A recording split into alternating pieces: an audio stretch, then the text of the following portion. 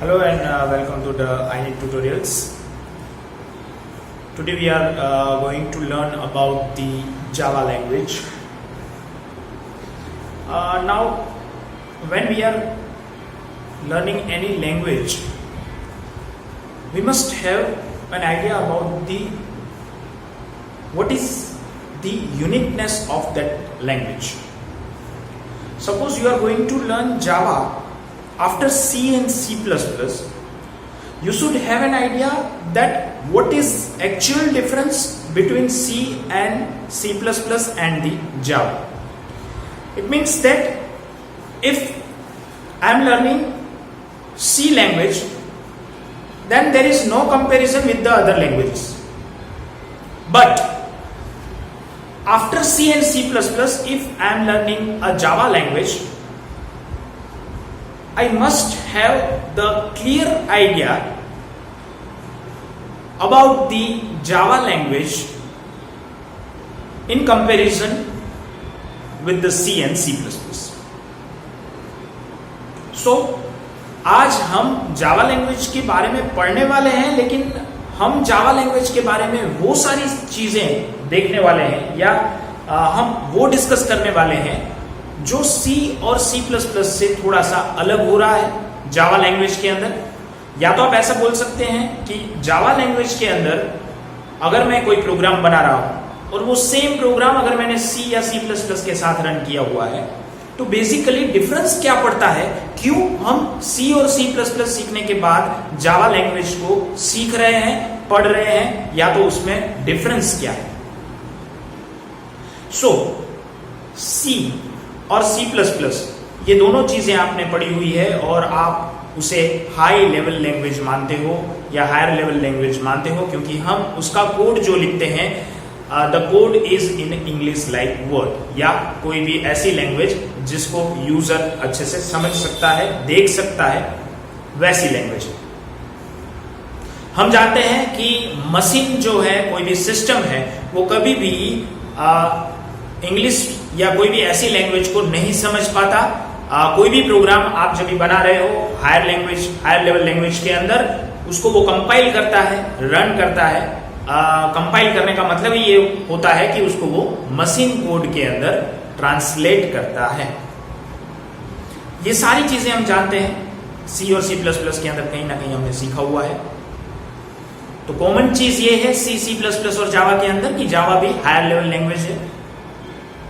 जैसे C++ के अंदर आपने ऑब्जेक्ट ओरिएंटेड कंसेप्ट पढ़े थे, उसी तरह से Java is also an object oriented language. तो अब हम एक चार्ट, एक फिगर के थ्रू ये थोड़ा समझने की कोशिश करेंगे कि what is the actual difference between C, C++ and Java. Right. So suppose मैं यहां पे कोई एक प्रोग्राम बना रहा हूं C या C++ के अंदर, जिसका मैंने नाम दिया P, C और C++. राइट. आपने पहले ही पढ़ा हुआ है कि ये जो प्रोग्राम बनाने वाली चीजें हैं या जो प्रोग्राम है, वो ऑलवेज हायर लेवल लैंग्वेज के अंदर हम करते हैं. राइट. तो this is a program. Program is a nothing but a set of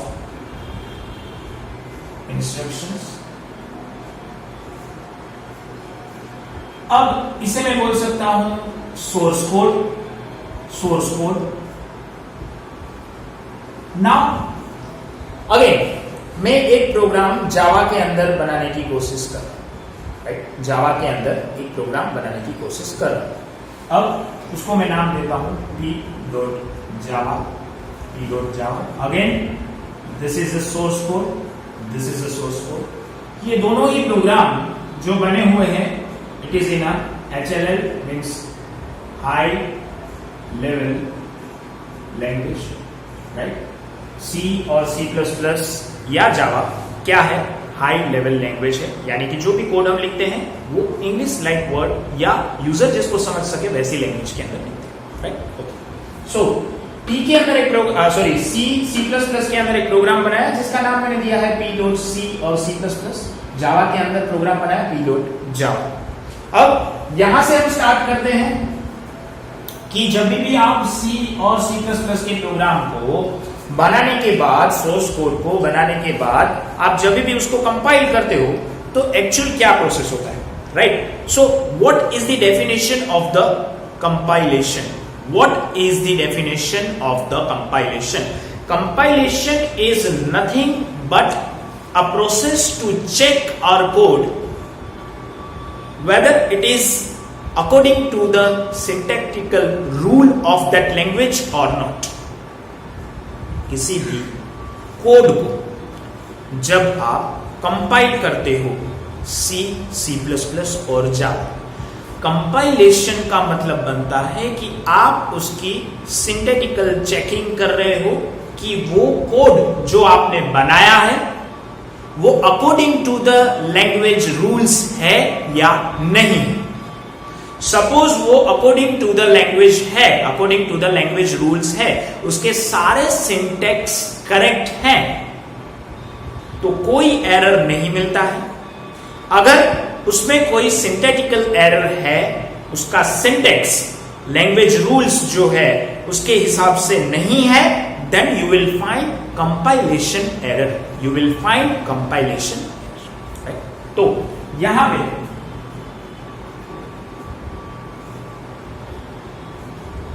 इसको मैं कंपाइल कर रहा हूं, कंपाइल कर रहा हूं।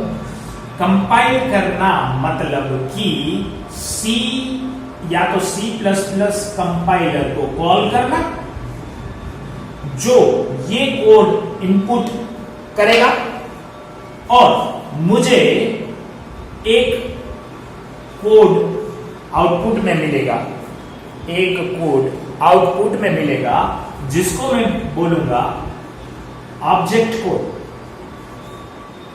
Object code. ओके, कंपाइल करना इट मीन्स दैट उसको according to the syntax rule check करना। अगर वो according to the syntax rule है, कोई एरर नहीं है, मतलब कि कंपाइलेशन एरर नहीं है, तो मेरा C और C++ का कोड ऑब्जेक्ट कोड के अंदर कन्वर्ट हो जाएगा, ऑब्जेक्ट कोड के अंदर कन्वर्ट हो जाएगा। This is the very basic process of compilation of C and C++ program, C and C++ program. मैंने यहां पे एक सोर्स कोड बनाया, कंपाइल किया, ऑब्जेक्ट कोड बनाया। नाउ आफ्टर द कंपाइलेशन जो भी मैंने प्रोग्राम बनाया था C या C++ के अंदर, उस प्रोग्राम को अब मैं रन करूंगा। What do you mean by running any program? What do you mean by running any program? देखो, आपको ये प्रोसेस ऑलरेडी पता है कि कोई भी प्रोग्राम कभी भी डायरेक्टली रन नहीं हो सकता, उसको हमें मशीन कोड के अंदर कन्वर्ट करना पड़ता है। तो ये मैंने मशीन कोड के अंदर कन्वर्ट किया। अब ये मशीन कोड के अंदर कन्वर्ट हो जाने के बाद अब मैं इसे रन करूंगा।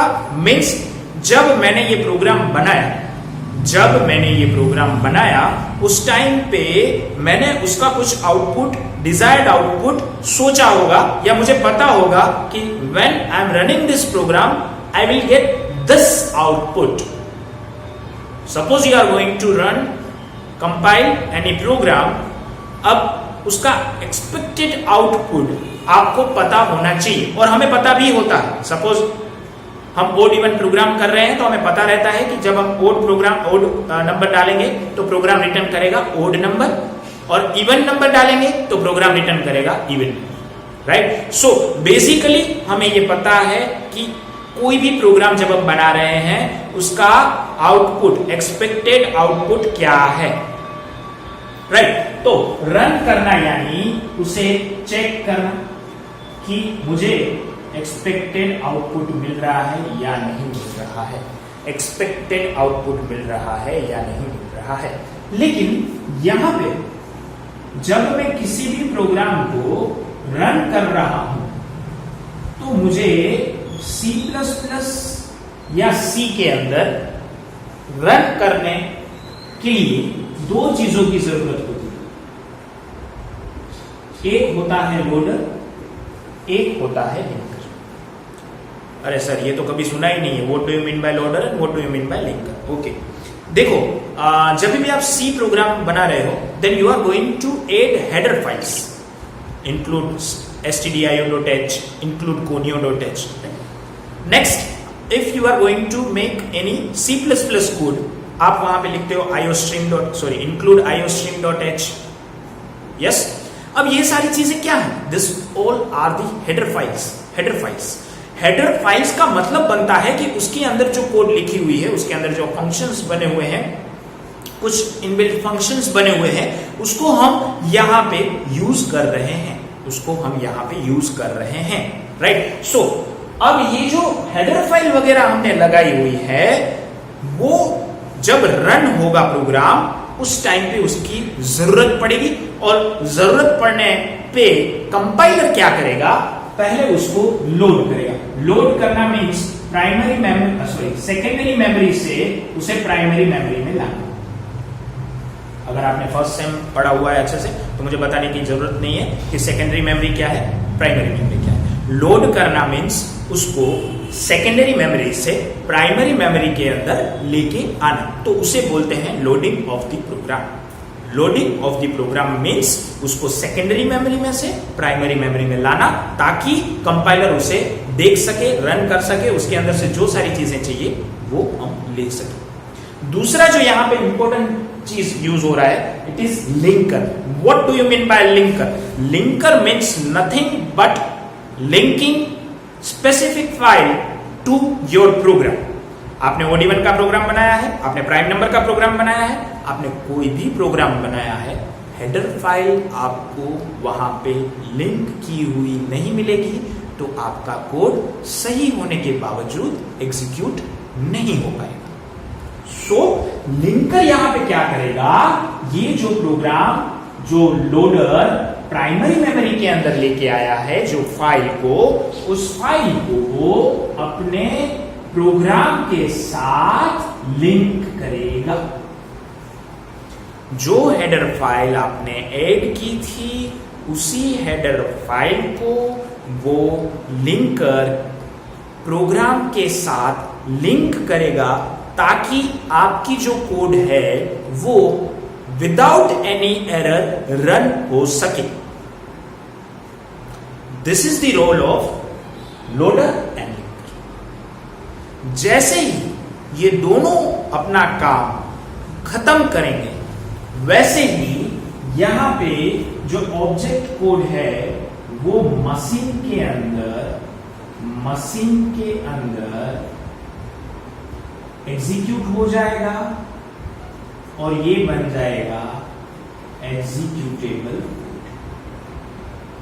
This is the final process जिसके लिए ये सारी चीजें हमने स्टार्ट की थी। This is the final stage of your program. जब आप एक ब्लैक स्क्रीन के ऊपर अपने प्रोग्राम का आउटपुट देखते हो, this is the final stage p.exe। p इसलिए क्योंकि मैंने सोर्स कोड में जो फाइल का नाम है या प्रोग्राम का नाम है वो p रखा है, p1 रखा होता तो यहां पे p1.exe बनता। Yes, are you getting my point? Right. ये ऑलरेडी हमने सीखा हुआ है। मतलब हम बोलते हैं ना कंपाइल करो, रन करो। सर कंपाइल नहीं किया, डायरेक्ट रन करने से क्या होता है? सर रन किया तो एरर आ रहा है। सर कंपाइलेशन में एरर नहीं आ रहा है, रन टाइम एरर आ रहा है। This is actual process to compile and run C और C++ कोड। सबसे पहले वो सोर्स कोड होगा, उसके बाद वो ऑब्जेक्ट कोड बनेगा, उसके बाद वो एग्जीक्यूटेबल कोड बनेगा। सोर्स ऑब्जेक्ट एंड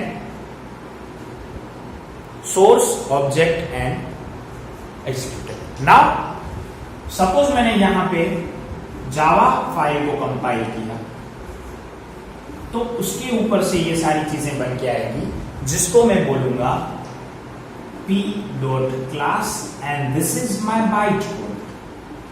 सर यहां पे ऑब्जेक्ट कोड, यहां पे बाइट कोड क्यों? Because C and C++ compiler always convert your code to object code, while Java compiler will convert your code to the byte code, means 8-bit representation of any symbol। Symbol इसलिए लिख रहा हूं ताकि वहां पे कुछ भी हो सकता है।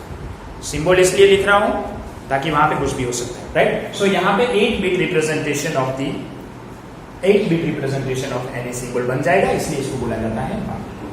जब भी मैं इसको अब रन करने जाता हूं, जब मैं इसको कंपाइल करने के बाद आप लिखते हो जावा सी कंपाइल करने के लिए, राइट। जावा सी लिख रहे हो मतलब कंपाइल किया, उसको क्लास कोड में कन्वर्ट हुआ। Class code is the byte code. Byte code means 8-bit representation of any symbol. अब इसको मैं रन करने जा रहा हूं। यहां पे लोडर लिंकर की जरूरत थी, यहां पे किसी की जरूरत नहीं है। डायरेक्टली ये जो कोड है वो मेरा JVM, जिसे मैं जावा वर्चुअल मशीन भी बोलता हूं, उसके अंदर मेरा रन हो जाएगा। अब ये क्योंकि जावा वर्चुअल मशीन के अंदर रन होता है, इसीलिए मैं ये कोड जो है उसको मैं बोलता हूं जावा कोड, या इसको मैं बोलता हूं प्लेटफॉर्म इंडिपेंडेंट कोड, या मैं इसको बोलता हूं जावा वर्चुअल मशीन। ये मशीन डिपेंडेंट कोड है। ये मशीन डिपेंडेंट कोड है क्योंकि ये डायरेक्टली मशीन के ऊपर एग्जीक्यूट होता है। जावा का कोई भी कोड कंपाइल करने के बाद जावा वर्चुअल मशीन के अंदर ही एग्जीक्यूट होता है, जावा वर्चुअल मशीन के अंदर ही एग्जीक्यूट होता है। और यहाँ पे एग्जीक्यूशन के लिए एक्चुअली मेरे पास 2 कंपाइलर है। एक है जस्ट इन टाइम कंपाइलर और दूसरा है मेरे पास इंटरप्रीटर। एक just in time compiler use होता है to compile any Java code, और दूसरा है मेरे पास इंटरप्रीटर, जिससे भी जावा कोड को मैं रन कर सकता हूं, कंपाइल कर सकता हूं, right. So basically JIT and interpreter will be used to compile any Java code. माफ कीजिएगा, टेक्निकल वजह से वीडियो बंद हो गया था। जब भी आपने ये सारी चीजें की, मतलब मशीन और एग्जीक्यूटेबल कोड, तो यहाँ पे आपको पता चला कि C और C++ क्यों पोर्टेबल नहीं है। C और C++ क्यों आपको मशीन इंडिपेंडेंट कोड प्रोवाइड नहीं कर सकते, क्यों? क्योंकि यहाँ पे वो मशीन डिपेंडेंट है, मशीन के ऊपर ये सारी चीजें चल रही। जबकि आप यहाँ पे जावा को ध्यान से देखें तो जावा की मशीन जो है वो जावा वर्चुअल मशीन है, राइट। मतलब कि उससे मशीन से कुछ लेना देना नहीं है। That's why it is portable, that's why it is a platform independent. और एक डिफरेंस यहाँ पे आपने देखा कि यहाँ पे मैं एक ही कंपाइलर को यूज कर रहा हूं, और यहाँ पे जब आपने देख रहा हो just in time and interpreter, 2 compiler use हो रहे हैं। इट मीन्स दैट कि ये जो कंपाइल होने के बाद जो परफॉर्मेंस इसका जो होगा वो डेफिनेटली दुगना हो जाएगा। परफॉर्मेंस इसका जो होगा वो डेफिनेटली दुगना हो जाएगा, क्योंकि यहाँ पे 2 कंपाइलर्स यूज हो रहे हैं, जबकि यहाँ पे मेरा एक ही कंपाइलर यूज हो रहा है। सो ये पूरा चार्ट देखने के बाद हमें 2 चीजें समझ में आती है। ये पूरा चार्ट देखने के बाद 2 चीजें समझ में आती है। जावा मशीन डिपेंडेंट कोड नहीं है, मशीन इंडिपेंडेंट है। सेकेंडली इट इज पोर्टेबल, क्योंकि उसे मशीन से लेना देना ही नहीं है। आप इसी कोड को कंपाइल करके किसी और कोड में, किसी और मशीन में भी इस कोड को एग्जीक्यूट कर सकते हो, राइट। और तीसरी सबसे इंपॉर्टेंट बात, यहाँ पे 2 कंपाइलर्स यूज हो रहे हैं, just in time and interpreter.